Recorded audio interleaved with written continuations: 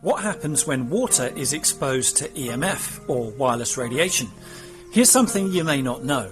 Water is conscious, and it responds vibrationally to whatever it is exposed to. At Omnia, we've done an experiment where we froze and photographed 3 samples of water. Water which was not exposed to EMF radiation, the baseline, looked like this. Water which was exposed to an EMF field, a 5G radiation field in fact, looked like this. And water which was exposed to EMF that is balanced by the Omnia radiation balancer looked like this. See the difference? Remember, your body is 70% water. And here's a special offer for the Journey to Truth crowd. Just enter the word truth in caps at the checkout for your 10% discount.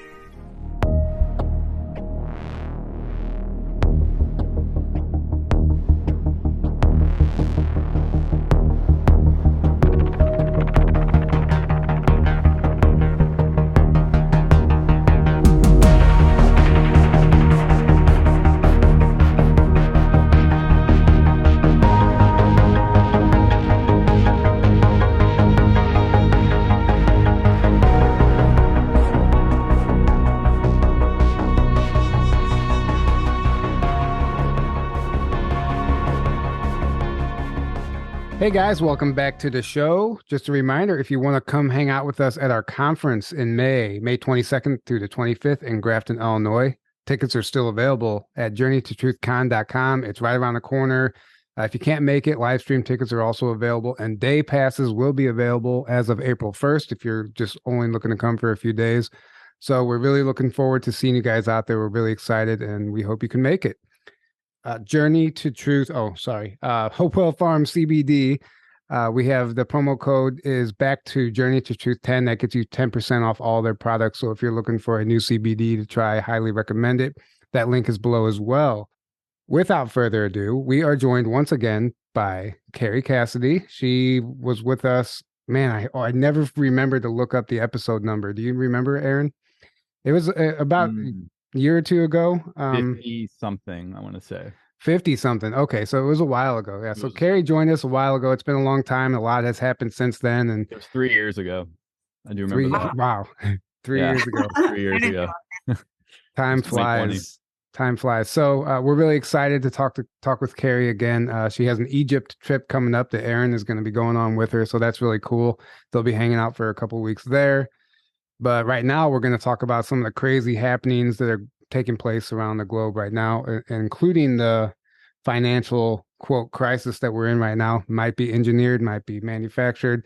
We're going to get Kerry's thoughts on that. So welcome to the show, Kerry. Thanks. Glad to be here. Yeah, we're glad to have you back.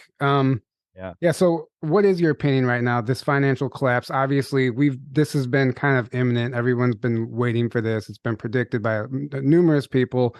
A lot of people think it's like the manufactured crisis. So people panic, pull their money and like really crash the economy so they can usher in the digital currency. But this could also be like a white hat operation as well. What are your thoughts? Well, I actually think that this is a dark hat operation at the moment to actually challenge the white hats and their QFS that they want to roll out, but they've been, let's say, slow to do so.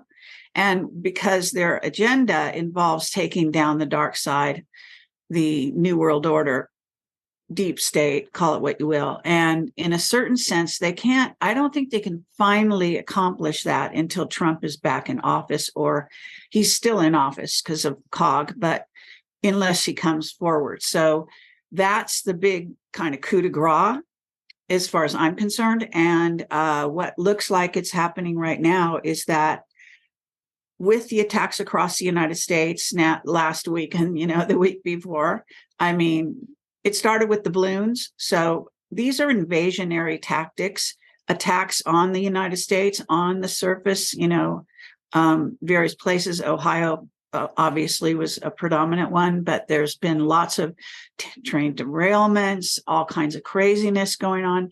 And even for the past year, food processing plants, things like that, interrupting the distribution network or aiming to do so or starting to do so.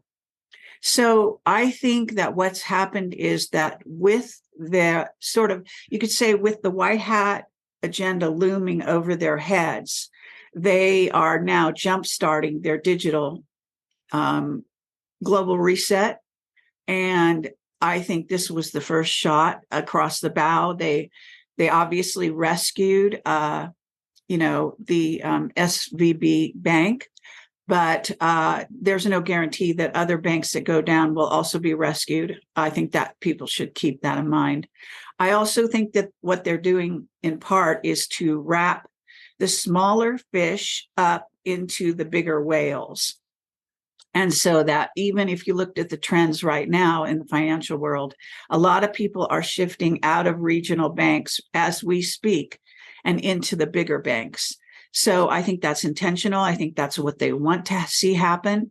And I think in part because they need to consolidate before they actually wheel out their digital, currency, digital agenda. So I really think that this is made to put pressure on the white hats.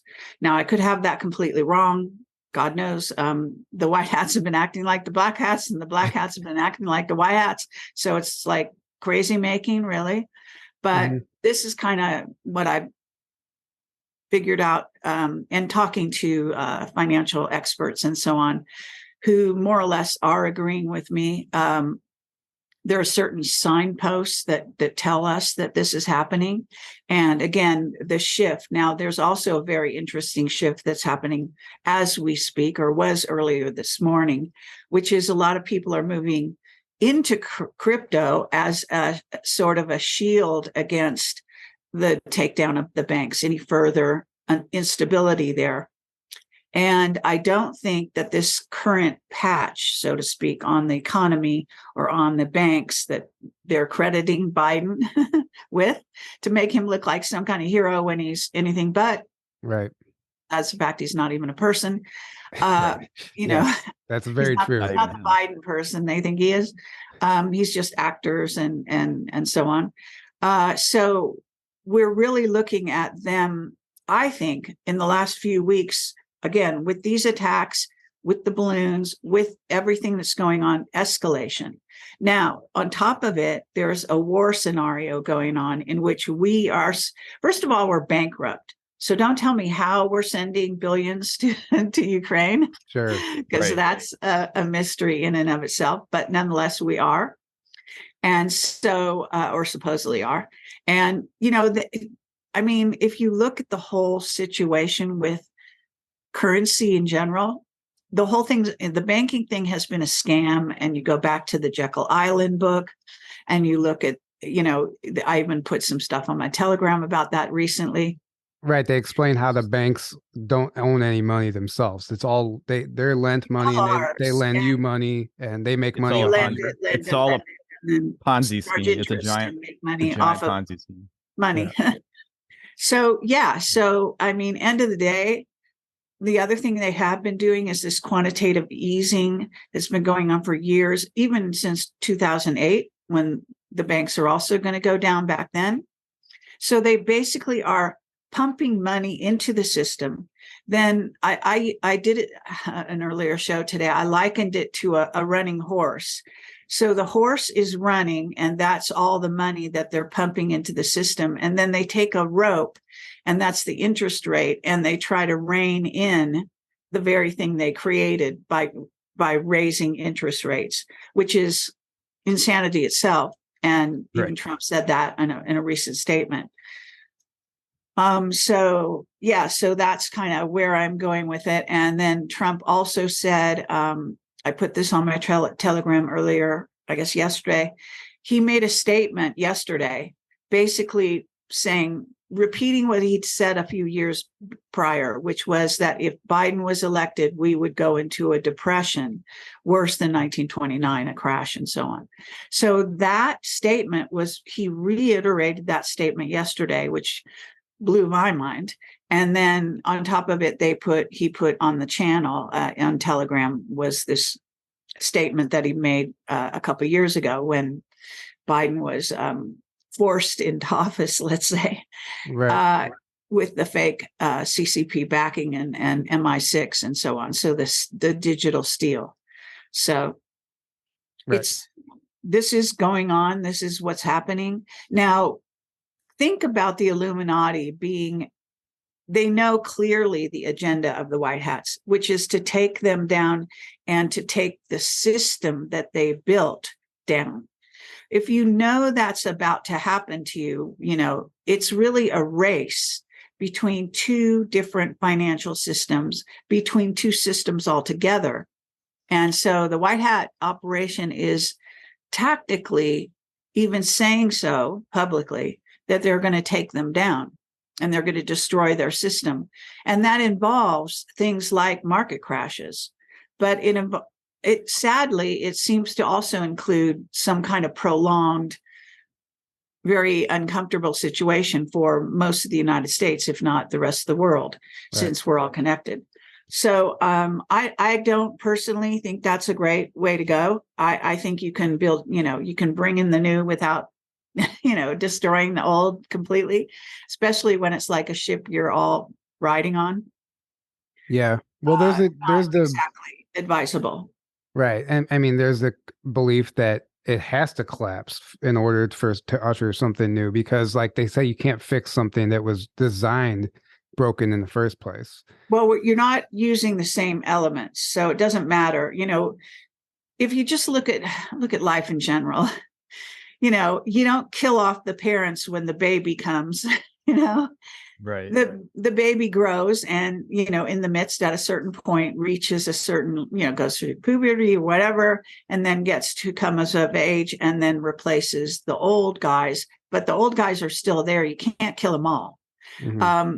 And so the fact of the matter, if you want to look at systems in a little more natural way, I don't think that taking down, again, if the foundation of what we ride on without really destroying lives, and I don't think that you're going to get voters out of the destruction. For some reason, the White Hats seem to think if they take down the system, destroy it all, they're going to get votes out of that.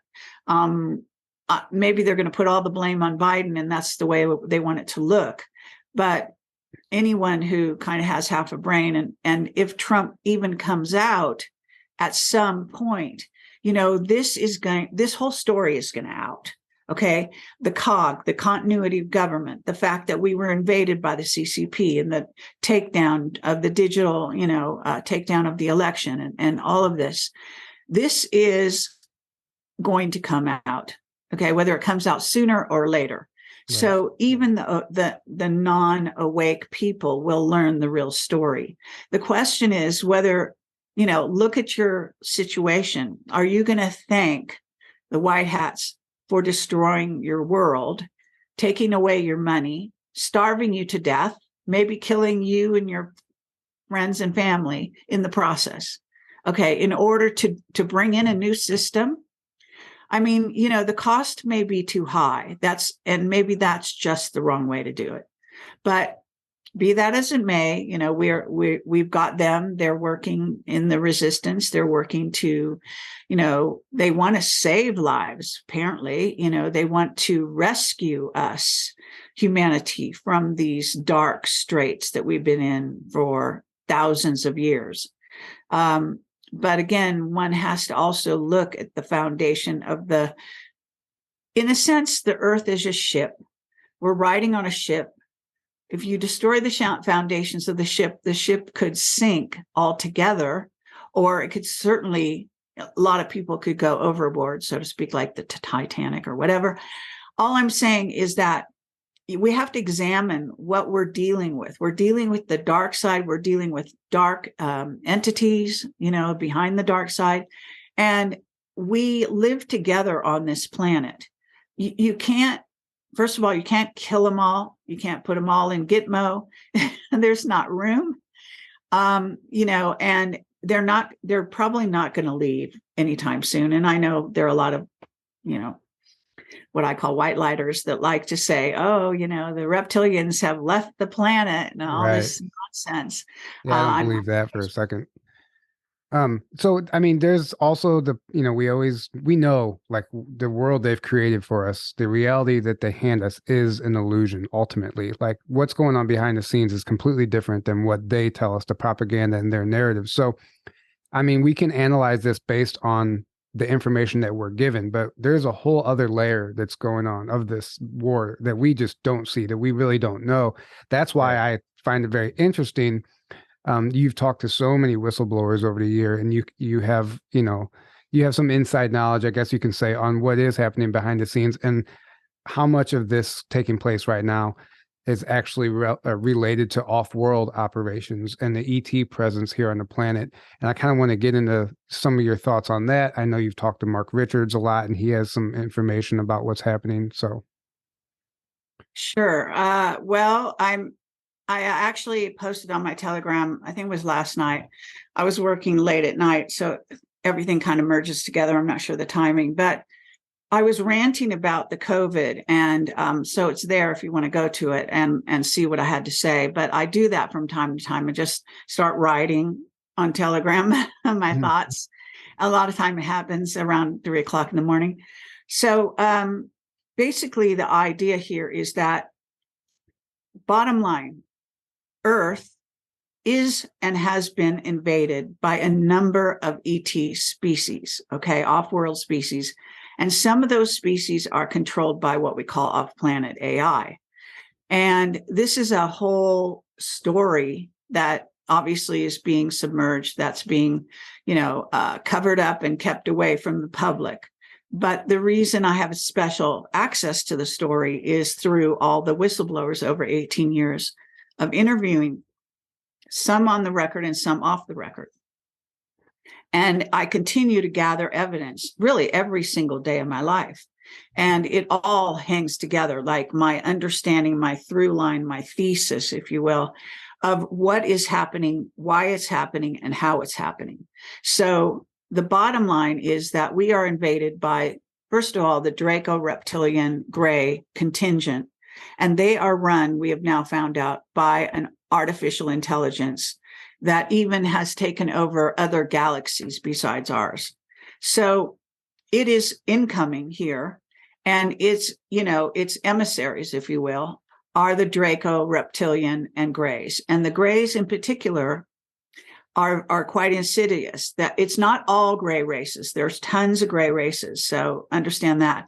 But the certain negative grays, as they're called, are ones that have come in that are in many ways, they're actually run totally and completely by AI, and they take orders from the highest bidder, is what Mark Richards used to say, which means whoever is the highest bidder at the time. It could even be the Pleiadians. It could be the Anunnaki. It could be, the beings from Aldebaran. The grays will serve whoever orders them around, basically.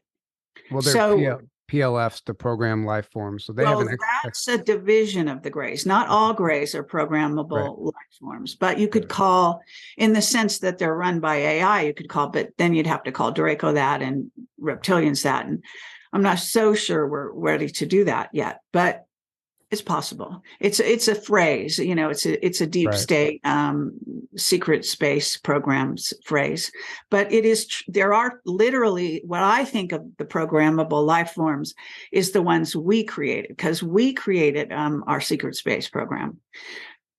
The Air Force and the secret space program has created our own type grays, okay, that even look like their grays. You know what I'm saying? So depends what you're dealing with. But nonetheless, they all are working on the dark side to carry out a certain basic invasion of planet Earth, a takeover, a changing of our atmosphere. So this is where the climate change nonsense comes in. Terraforming. Fukushima, bringing in failed power plants that bring more radiation into the environment, more of a methane-like environment, which is what they prefer. They don't want oxygen. They want to get rid of our carbon bodies. They don't want carbon. They want silicon.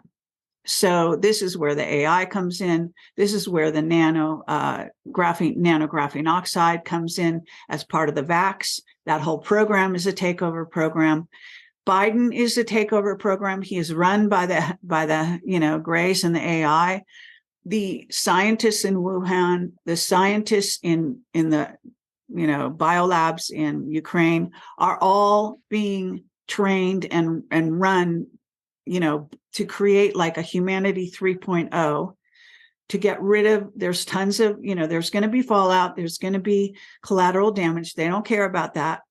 But to create a being that is space worthy, that is bigger, better, faster, that can go out into outer space and conquer other planets and so on. So it's a conquering scenario.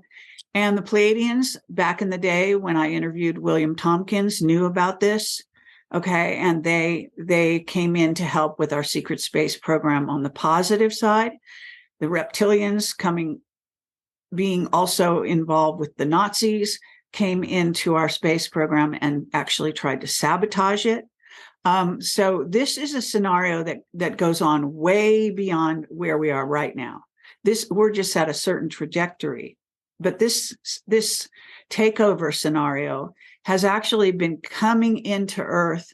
If you look at the Ashiana Dean books, which I follow her work and have traveled with her, met her in person, interviewed her as well.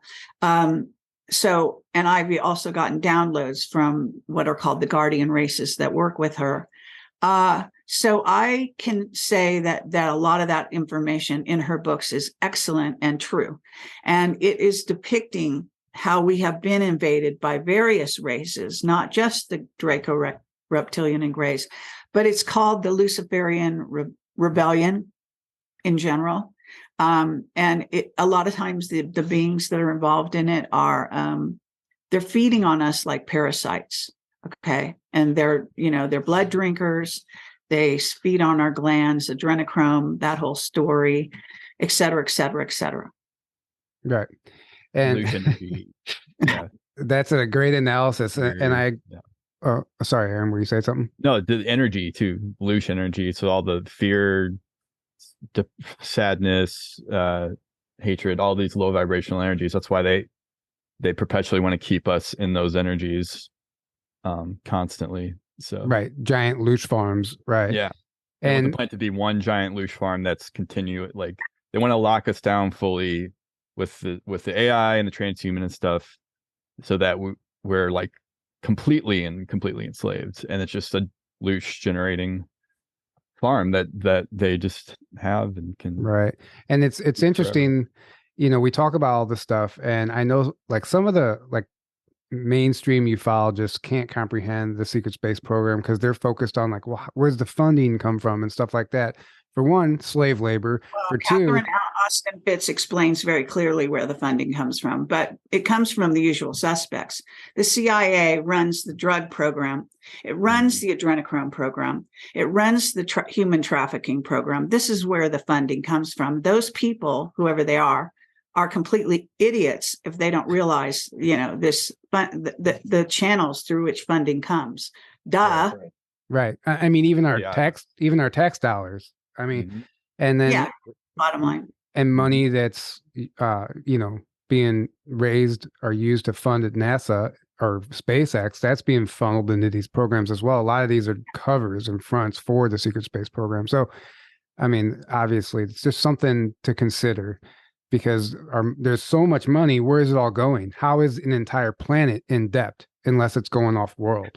And they're using slave labor. And once you're a full breakaway civilization, you don't use money anymore in the way that we do, at least. Like it's not. Yeah, but it's kind of like, money or barter. It doesn't matter. But money relates to metals, and metals. There's a psychic, AI link up to gold and to all the various precious gems and metals and crystals and so on. So if you can kind of wrap your mind around that's all energetics that have to do with what we only end up with paper money. That's the fake part.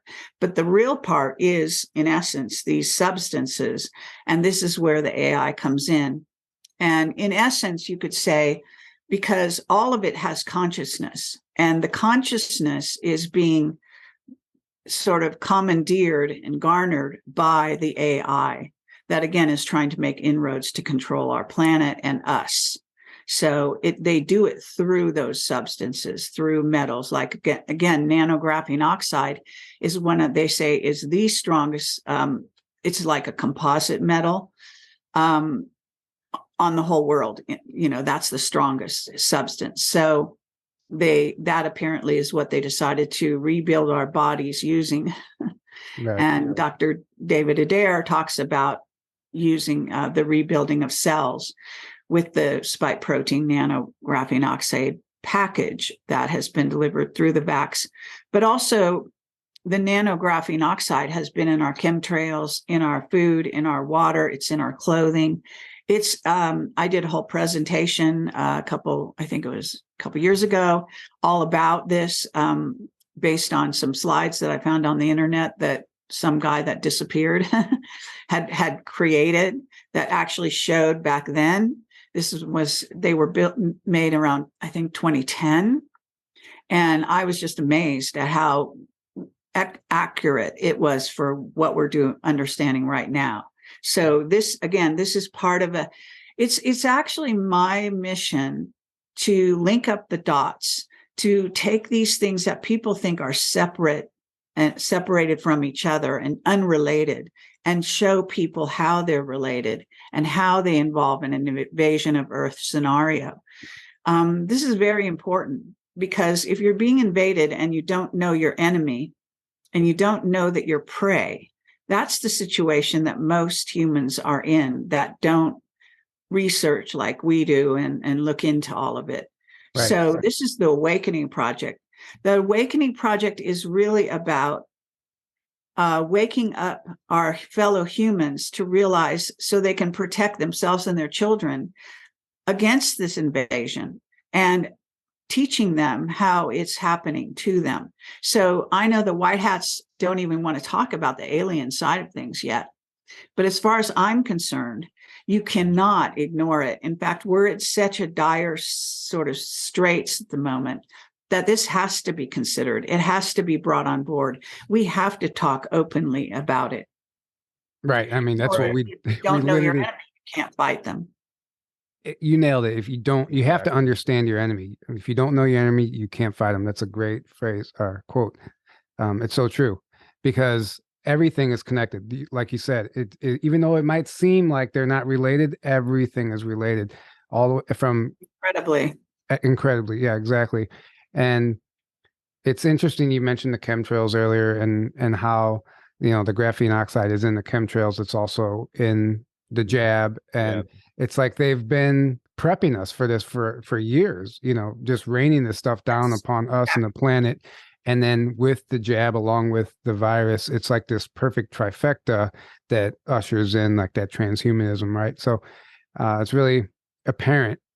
Yeah, I mean, the chemtrail story is more complex than only the graphene oxide, because it involves all kinds of, Clifford Carnicom is a scientist who got together a whole team to analyze the particulates of the chemtrails many years ago. And I think they're still operational. I think they had a headquarters in Arizona. But at any rate, there's a lot of programs that have been launched as part of the chemtrails, and there is a side to it that also has to do with creating a dome in which our sort of space program can detect incoming foreign objects and craft and so on. So there's, you could say, a semi-positive side or protective side involved in the chemtrails as well, interestingly. Also, they put some particulates of gold and uranium and everything, all these different things. Incredible. Just as they did, by the way, into the vax, putting toxins, bacteria, actually poisonous substances that are poisonous to us. And what I was writing about the other day was the fact that what does that do when you take in a poison?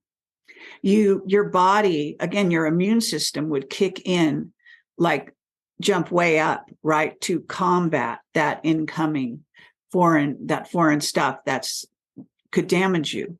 But at the same time, they shoot in with the vax, they're shooting in this package, this nanographene oxide package with the spike proteins and the lipid nanoparticles and all of this. So they're actually at the same time invading your cells. So at the same time that your body is reacting to the foreign objects, fighting, fight or flight, that kind of situation. And this is also where it's been said to me that it's all triggered, by the way, by our temperature, our 98.6 body temperature and higher. So that's why you get a lot of athletes dying on the field, because their temperature has risen and all of this starts activating. And this is the war that your body is conducting. It's an amazing concoction. But again, this is it's coming through, and I credit, Captain Mark Richards, Cyrus Parsa, David Adair with explaining to me how this is basically being rolled out through. It's actually through computers that the AI comes into scientists, and scientists download these recipes, if you will, for these bioweapons that are not really, we call them bioweapons, but they're in essence, they're all about creating a humanity 3.0. So it's not just to kill people. So I think that's a really important thing to know. It's a transhuman agenda. If your body can't handle it, they figure, you're not worth keeping around. You might as well just go. Well, they need us. As much as they hate us, they still need us. And that's why they can't just kill us all off. I mean, obviously, yes, they need a certain number of us. But, right. Again, that's also gotten to be, we could disagree or sort of delve into the actual, numbers of humans that, let's say, humans that they'll allow to live, regular humans that don't get vaxxed and aren't linked to the Borg, will probably be extremely limited. But you can bet a lot of those will be just children. And when they get to a certain age, assuming they're not eaten and completely depleted, they'll be killed, because this is, again, it's a very, you kind of have to take yourself out of the emotionality of hearing this type of thing, if this is the first time you've heard it, and start to understand that you have to get into the mentality of the enemy to understand, again, who you're fighting. It doesn't matter if I, like it or don't want to look at it or, but you can't in this situation, as you can see with the whole COVID rollout, you're not even allowed to close your eyes and put your head in the sand. You've got to look at it, and they made it such that, a lot of the lockdowns had to do with the incubation period for the vax, believe it or not. That's what I was told by a whistleblower. And he also told me that there's, they have, at the time he talked to me he said there were 200 variations on the so-called vax, but by now they probably got 2,000 or more. So I was just talking on another show about the fact that the Chinese have been locked down, incubation period, anyone? Mm-hmm. And now they're being let out and coming over to our shores. And these people are probably carriers of the next version of the bioweapon or, transhuman agenda weapon. So, so this is, I don't know how much I've talked to you. I really don't remember the last time we talked. I don't remember what we talked about either. Yeah. So I just don't want to repeat myself, but I do want to say that I believe that this kind of thing, when a civilization like humans gets to a certain level where our awareness and our vibrations, our frequency is rising, at a certain point, we rise out of what you call 4D and move into 5 and 6D, and we get out of the clutches of these really diabolical lower level entities, which is the Draco reptilians and Greys and the Illuminati, who basically mirror them with the blue buds and so on. In other words, we're going to be out of their reach soon. So they're escalating their attacks on us and their takeover attempts to keep us down here, to keep us down on a lower level vibration and frequency level. So what's also happening at the same time is that because our consciousness is rising so much, that everyone needs to be aware and starts to become aware anyway of their sort of, you might say, superpowers that we are given by the Creator. That's part of this body soul complex that we have actually not explored in the main. And this gets into what they call junk DNA and activating that and changing. They're trying to, interfere and change your genome before you even get to that place.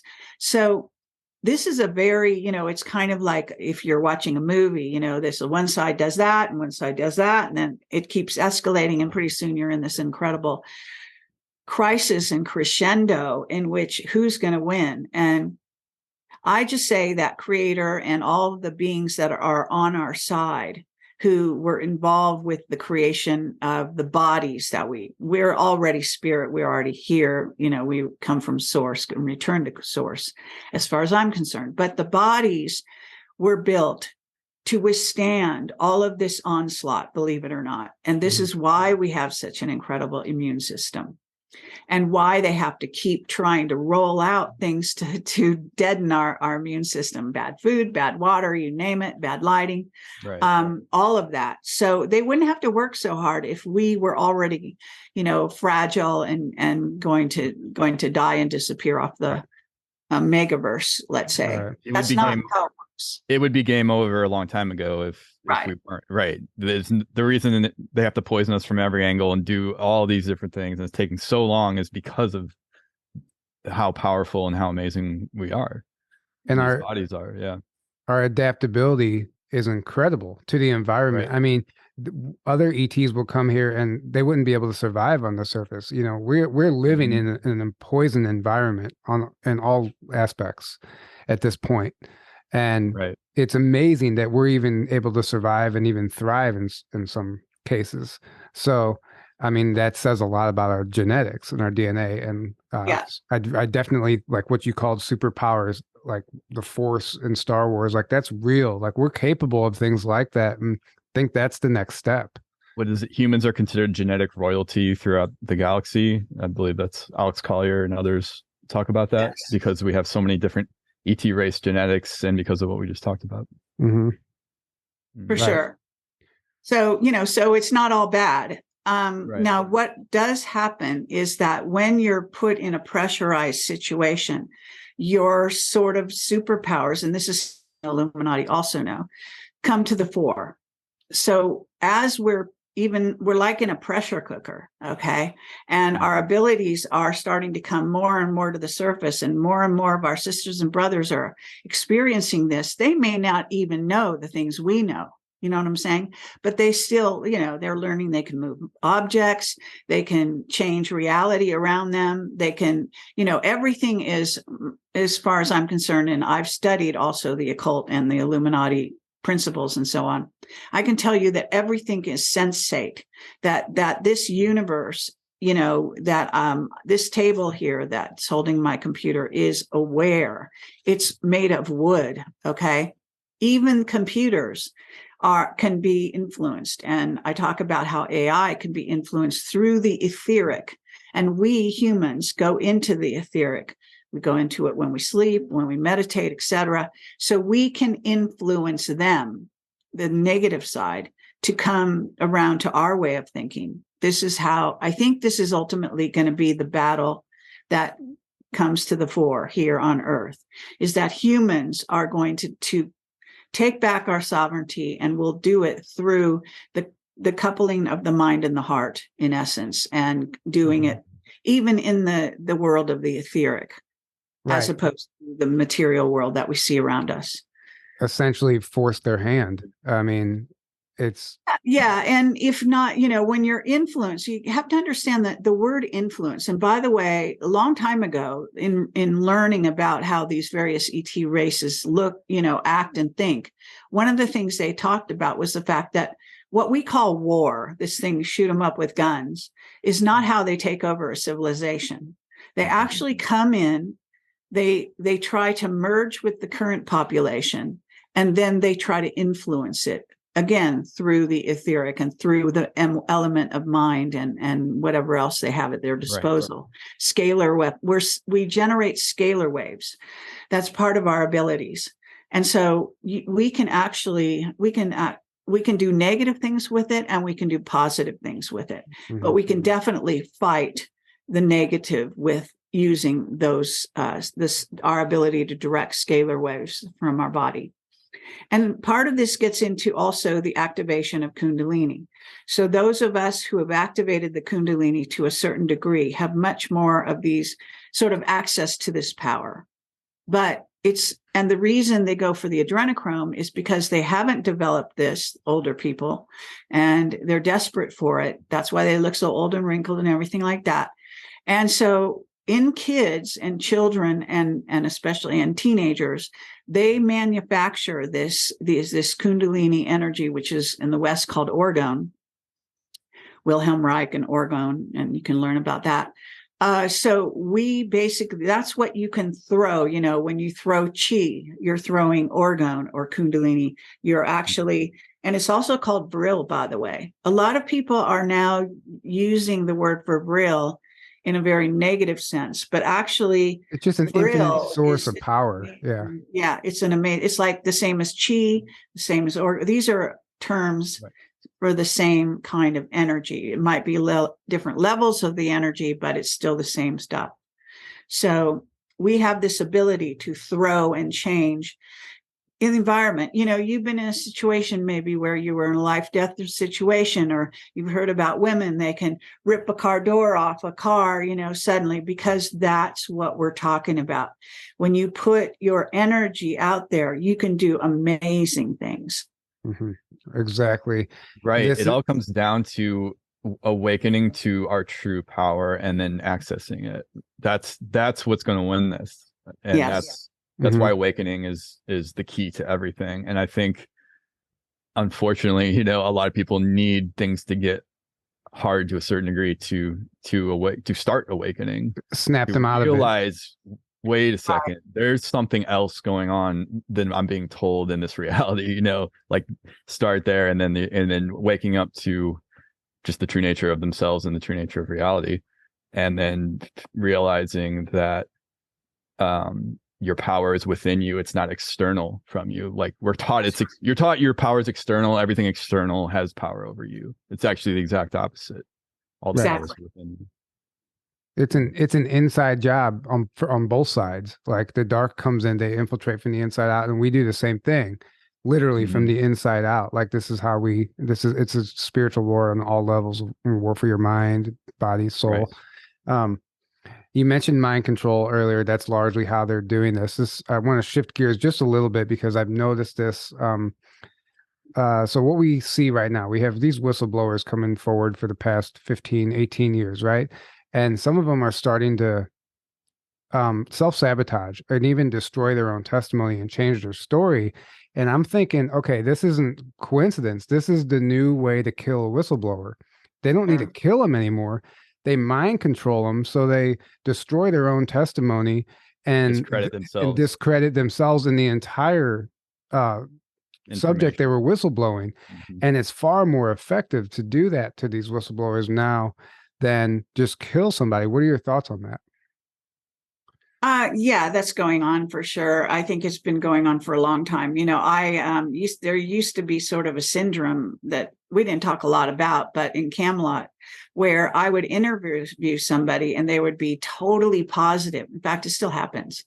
Totally positive, into everything, talking to me, telling me the truth, blah, blah, blah. They get off the show and maybe it'd be a week. Maybe sometimes it was even like a day. And all of a sudden they would call me up and they tell me they hate me. They never want to talk to me again. They, take down their testimony, threaten me, all this kind of crazy shit. That was a syndrome that went on all the time with a lot of the whistleblowers. But, we had a policy that we wouldn't remove a video. We just didn't. And I guess I won't name the various ones who said these things to me and that tried to threaten me in various ways. But some of them then like a month or two later, a few months later, would then come to me and apologize. try to get on my good side again. Some of them wanted to come on the show again, you know. That's Mhm. hilarious. It's this is absolutely a syndrome. And it's understandable because if you look at the milieu that we live in, it's not like they get reinforcement for telling the truth. Actually, they get threatened. They have family members that are threatened. For example, Henry Deacon was one of our whistleblowers going back 17 years. I mean, even more than 17. And when he told us a whole ton of stuff, excellent stuff that actually is coming true today. Okay. That's still actually, you can go back and read about it. He basically said what would be happening now. And he contacted me at one point, this is like several years later, and said he wanted us to take down the solar warden information. That all his testimony, he's like, take that down. I was wrong. I shouldn't have said it, blah, blah, blah. And basically I told him no. So then he was not happy, right? But the trouble is that it's often the case that they will come to you, and Pete Peterson did something similar. He said, you know, Really? David Wilcock and me and Bill Ryan, all three of us flew to Idaho, spent a whole weekend with him. On the Monday, he sat down and did interviews with each of us. And he said, of all the interviews, yours is the worst. You should take it down. It's really embarrassing to you, you know, blah, blah, blah. And then I knew that that was the best one, that he revealed the most important truths, which indeed he did. And so on. And like, this is what they do. It's like, you can see through it. Okay. It's so fucking obvious. Okay. But are they being threatened? Are they being threatened after they give the interview? And that's what, or is this more of a mind control thing? No, he was told by the Pentagon and by, you know, he told me I lost him, you know, important jobs that would have paid him tons of money because of his inventions and all this thing. And it was all my fault. He's the one that did the interview. Why is it your fault? Well, I mean, that's part of the mind control. This is really what goes on. I mean, I've even, you know, had my life threatened and stuff. I mean, that does go on. But, you know, when you embark on this mission, you really have to, for some reason, I can't say why, but we were positioned and our headspace was absolutely in the same space at the time when we first met, Bill Ryan and me. And we wanted to get the truth out. That was absolutely our drive. And we wanted to do it through witness testimony, but especially about the secret space program. So that was the area of you know, really concentration. Unfortunately, of course, and you could say that Bill Ryan was taken over or mind controlled in the end, or maybe he just had sort of a judgmental. See, if you have a judgmental personality and you want to sort of be the judge and jury of another human being, and you want to assign them to hell, you know, like that, like you're the devil or whatever it is, you know, that's the total wrong approach, obviously.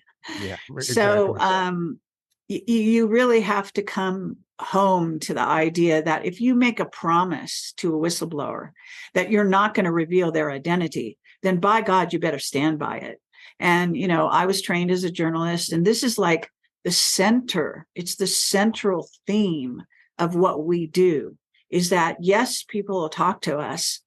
All kinds of people will talk to us. But if they don't want their identity revealed, then we can never violate that, you know, that pact. Yeah. Right. And that's a great way to approach it. I mean, you have to ethics and morality here. And as soon as you start going against that, you're becoming the very thing you're fighting. So exactly.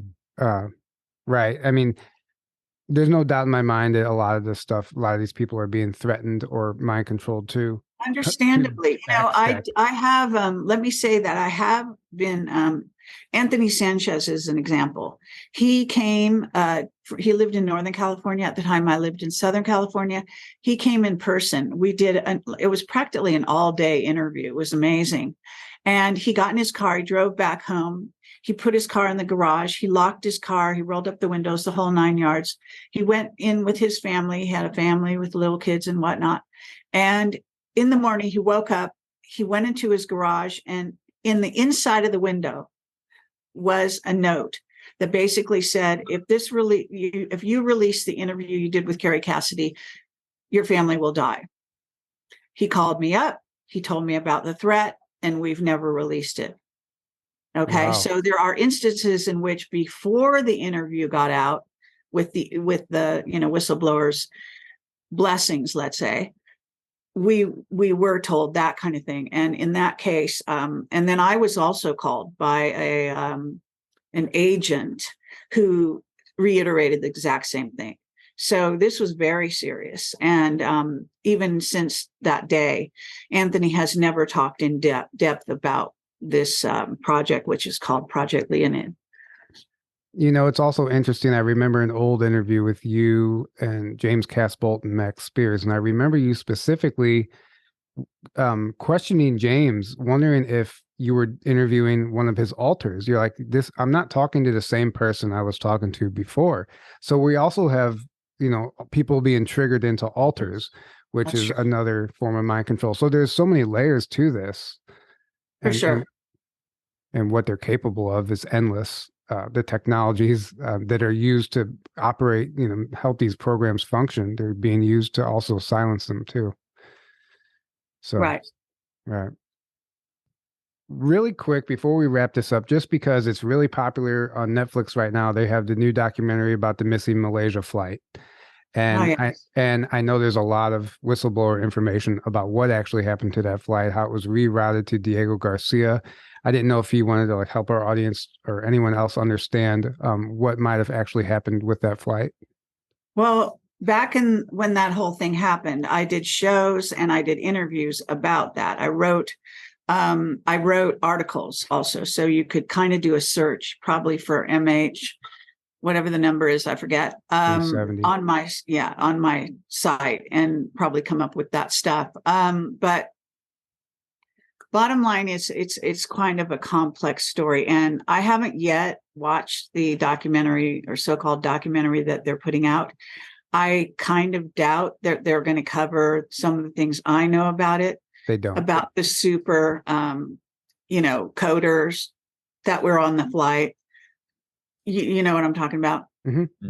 And basically that it was taken down because they were, they had supposedly been building what is called the central chip, the Skynet chip, and the even back in the day, Pete Peterson considered he built the original Sky chip, centralized command and control. So it did have to do with that. It had to do with I'm trying to remember the name of the company. It's not. I don't think it's not Hughes, but it's was it Promes or no. And the rights were owned by Rockefeller, by the way, to this thing. And it was also went back to Israel, to this company that is a subsidiary of another company. And, it's been a while. Douglas, I don't know. I forget the details because it's been so long. But anyway, it's a huge story. Yeah. And it is typical of what goes on with this kind of thing, that they will. Okay.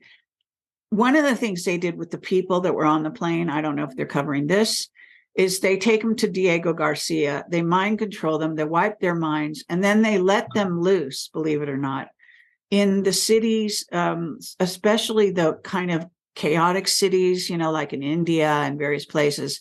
And they basically become homeless people wandering around, right? And they don't have their memories.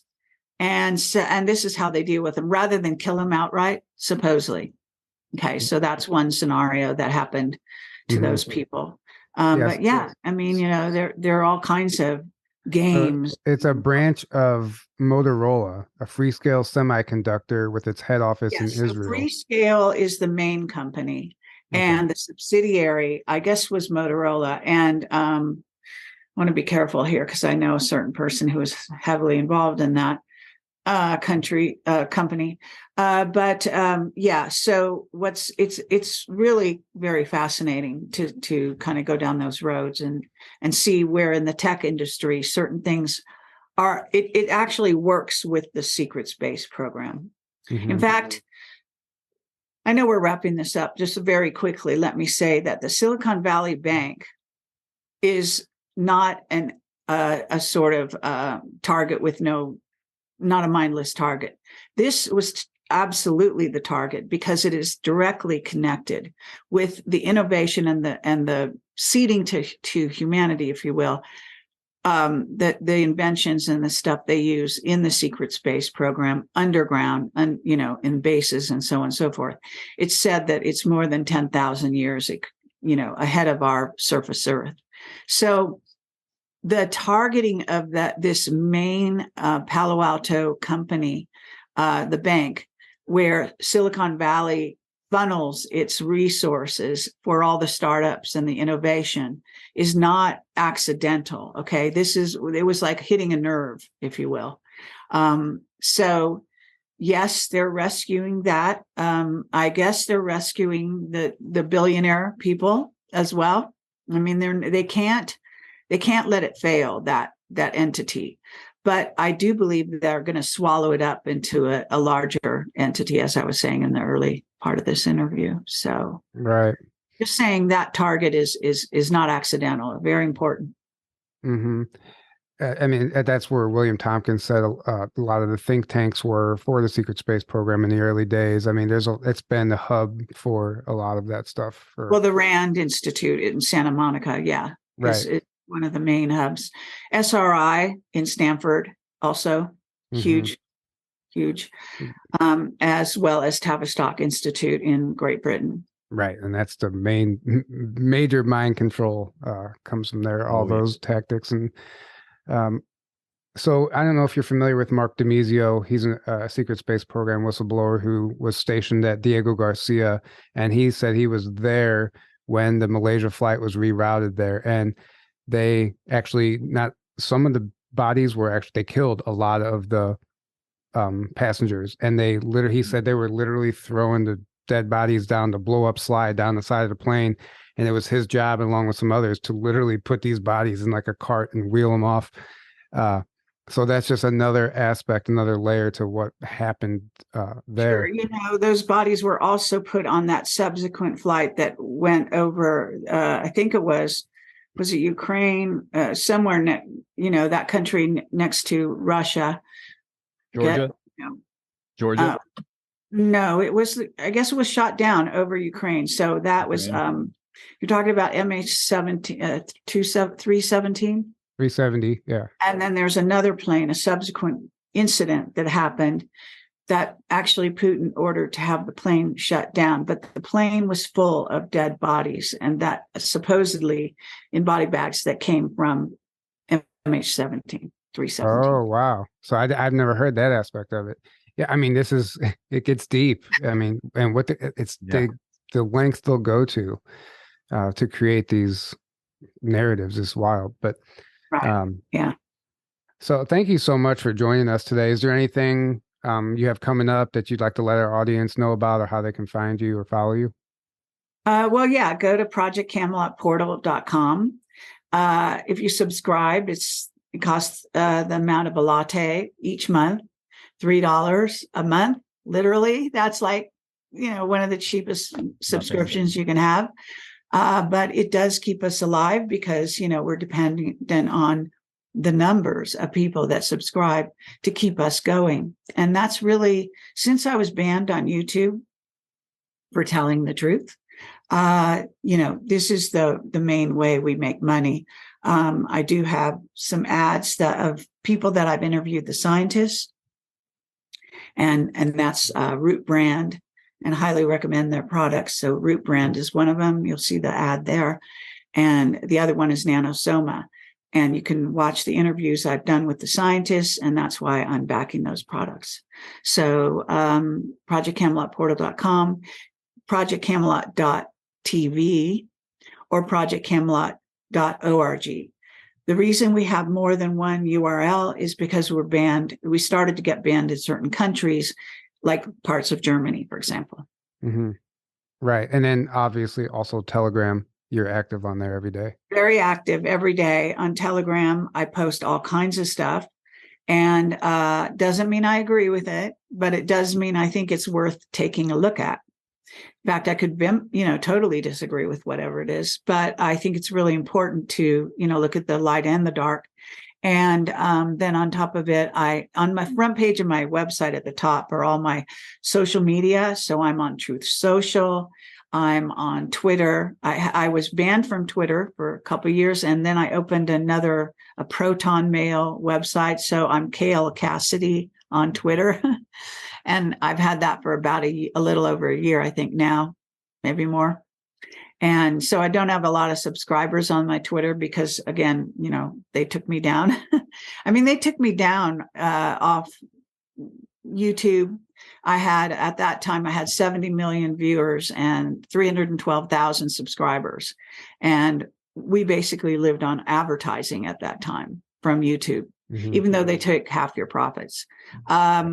And then a couple of days later, Vimeo took down all my footage all my conference footage was selling on Vimeo, and they took it all down.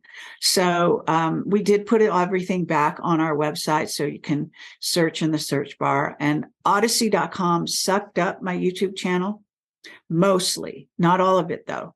They sucked up about 875 videos. I had a lot of videos because I'd been fighting with YouTube for 2 years before they took me down. Hiding stuff, putting it on unlisted, giving me a strike. Then I have to wait for a couple of months, and then I would get another strike, and then I'd be ready to get banned, and so forth. So it was like a game. So I would put something on YouTube, then I would hide it, so and so. It became so. There were a number of videos, probably around 200 that were not included in the Odyssey. Those are on my website. And also all of the new stuff has gone on to Odyssey as well as Rumble. So Rumble is where you can go for all the most recent stuff, and my website for everything. And if you subscribe, you get everything. Yeah. So we have around 1,000 videos, at least maybe 1,200 now on Odyssey that are completely free. That's the Camelot library, as I call it. So just to know that. And I recently shared, I love how you compile all the Mark Richard interviews, and I've shared that link with a number of people. I highly recommend people go back and watch all those. There's 12 interviews you've done. He's not on camera. It's either with his wife, and you're just relaying your recall from your interview with him in prison. Those are great. It's a great source of information. Absolutely. Do you have any plans in contacting him again? Yes. During the whole COVID thing, they locked down the prison. You weren't able to go. So I haven't really seen him in several years. I also, what happened was I have moved, and I've also been inundated. I'm writing a book. I'm putting all my interviews with him together in actually more than one book. And so, I'm kind of like inundated. I'm busy every single day. This whole white hat thing really escalated. I had to get involved in that, and that's taken a great deal of my time. So hopefully I'll get the book out in the next 6 months to a year, and then, maybe we'll get back to be able to add, I hope to be able to go visit him again and get more information for sure. I hope so too. And I can't wait for that book, to be quite honest. I'm looking forward to that. So get to work. Thank you. Thank you. And guys, don't forget, we just started our own Patreon, and we're going to be doing monthly webinars over there for $5 a month. The first one we did for free. There's a UFO history timeline, and we have our Secret Space conference documentary on there that was filmed last year at our conference. That's available exclusively there. And coming up next, I am doing a webinar on the Voice of God technology. I'm going to break it down, show you how they're using it, why they're using it, who they're targeting, and the effects of it. And we're just going to dive deep. So stay tuned for that. And if you want to come to our conference, tickets are still available. Come hang out with us. All the information is on the website, journeytotruthcon.com.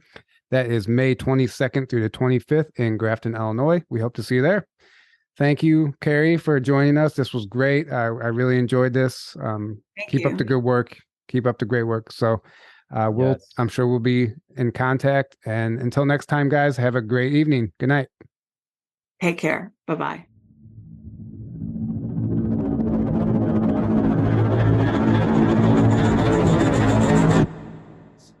There was a CIA director named William Colby who in the 1980s said, we'll know our disinformation campaigns are successful when everything the American people believe is fake.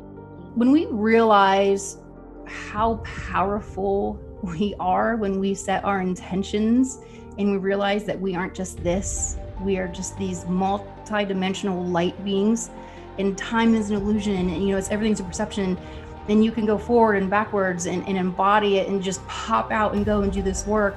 We can do amazing things when we set the right intentions to do it. And I said, this is us on this plane. That's what this is. We're going to the moon. And he said, this thing is a lot older than you think it is. And we've been going to the moon a long time. But I wrote on it, I knew that we went to the moon.